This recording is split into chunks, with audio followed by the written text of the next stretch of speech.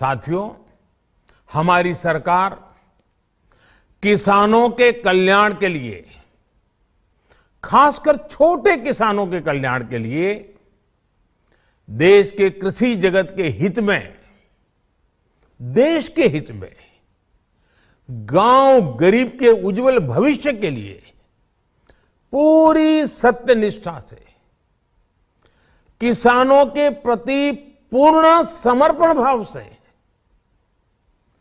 नेक नियत से ये कानून लेकर आई थी।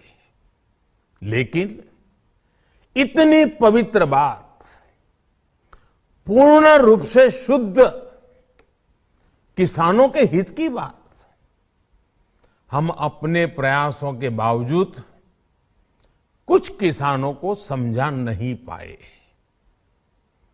भले ही किसानों का एक वर्ग ही विरोध कर रहा था, लेकिन फिर भी ये हमारे लिए महत्वपूर्ण था।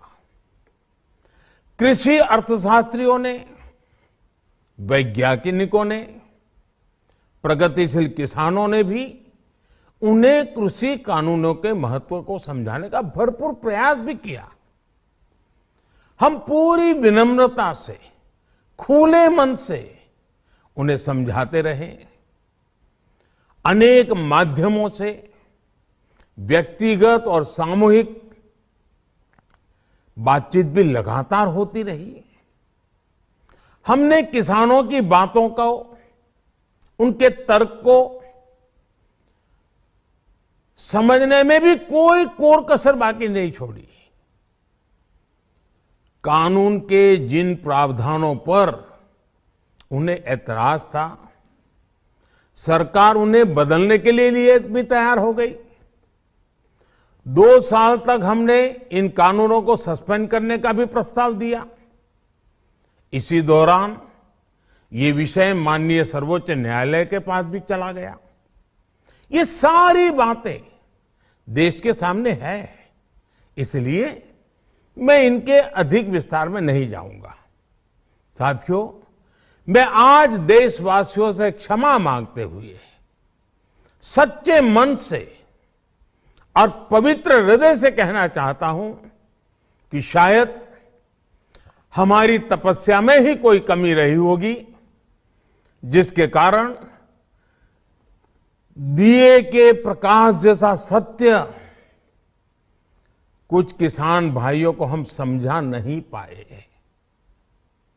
आज गुरु नानक देव जी का पवित्र प्रकाश पर्व है। ये समय किसी को भी दोष देने का नहीं है।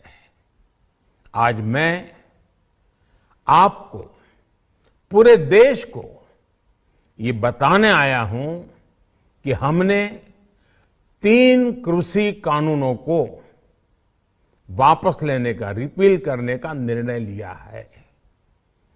इस महीने के अंत में शुरू होने जा रहे संसद सत्र में, इसी महीने में, हम 3 कृषि कानूनों को रिपील करने की संवैधानिक प्रक्रिया को पूरा कर देंगे।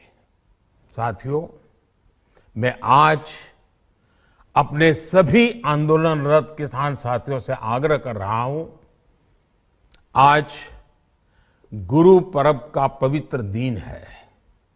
अब आप अपने अपने घर लौटे, अपने खेत में लौटे, अपने परिवार के बीच लौटे। आइए एक नई शुरुआत करते हैं, नए सिरे से आगे बढ़ते हैं।